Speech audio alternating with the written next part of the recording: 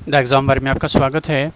आज की इस वीडियो में हम बात करेंगे यूपी पीएसएस मुख्य परीक्षा 2022 सोशियोलॉजी यानी कि समाजशास्त्र प्रथम प्रश्न पत्र सेकंड सिटिंग में सेकंड पेपर होगा, वो भी आपको उपलब्ध करवाएंगे। चैनल पर बने रहिएगा, चैनल को सब्सक्राइब कर लीजिएगा, बेल आइकन को भी प्रेस कर दीजिएगा। चलिए देखते हैं कैसा आया था सोशियोलॉजी का प्रश्न पत्र। खंड आ से देखेंगे। पहला पूछा है व्हाट इज़ सोशियोलॉजी, समाजशास्त्र क्या है। ठीक है, समाजशास्त्र की प्रकृति तथा क्षेत्र बताइए। आसान प्रश्न पूछा है, ठीक है, डेफिनेशन ही पूछ लिया है। बी है समाजशास्त्र की विभिन्न अध्ययन पद्धतियों की व्याख्या करनी है, discuss various methods of study of sociology. सी है प्रयोगात्मक शोध प्रेरचना किस प्रकार की सामाजिक समस्याओं के अध्ययन में प्रयुक्त होती है। क्वेश्चन नंबर सेकंड देखेंगे। निदर्शन से आप क्या समझते हैं। निदर्शन के विभिन्न प्रकारों को बताना है। What do you understand by sampling, explain various types of sampling.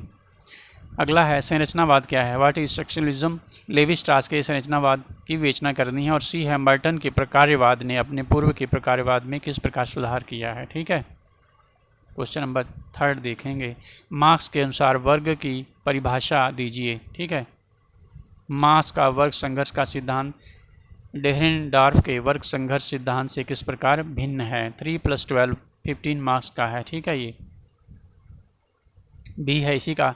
Herbert Mead के समाजशास्त्रीय सिद्धांत के विकास में किन किन बौद्धिक निर्विष्टियों का संगम है। मीड ने स्वयं को किस प्रकार देखा है। स्वयं की विभिन्न अवस्थाओं को बताइए। ठीक है, 5 + 2 + 8 15 मार्क्स का है ये।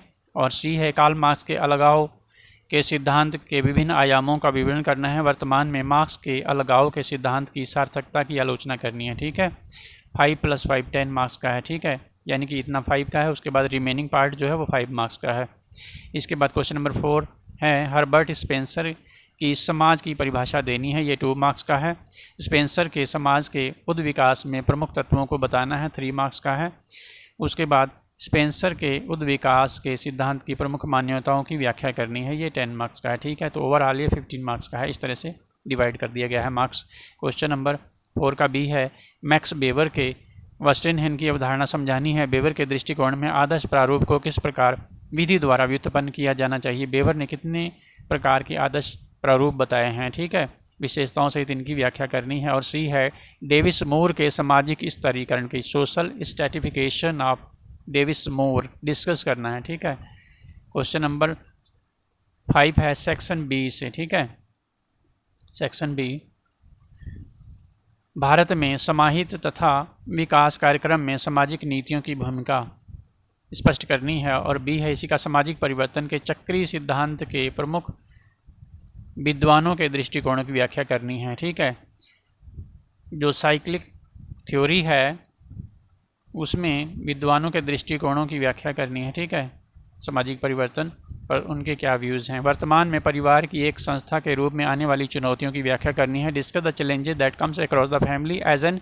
Institution in present time. ठीक है, अगला है प्राचीन समाजों में विनिमय के स्वरूपों तथा प्रकारों की व्याख्या मार्शल मास के अनुसार करनी है। ठीक है, और इसके बाद अगला है भारत में जनसंख्या के प्रतिमानों में हो रहे परिवर्तनों का विवरण करना है। ठीक है, describe the changes that have been taking place in pattern of population in India. एक जीवंत लोकतंत्र में राजनैतिक सहभागिता के दक्ष तरीकों की व्याख्या करनी है। In a vibrant democracy discuss the efficient modern of political participation. और भारतीय समाज में विवाह के स्वरूपों को निर्धारित करने वाले कारकों को स्पष्ट करना है। विवाह की परिवार तथा नातेदारी में भूमिका स्पष्ट करनी है। ठीक है, अगला है भारत में विज्ञान ने धार्मिक विश्वासों को किस प्रकार प्रभावित किया है, उदाहरण सहित व्याख्या करनी है।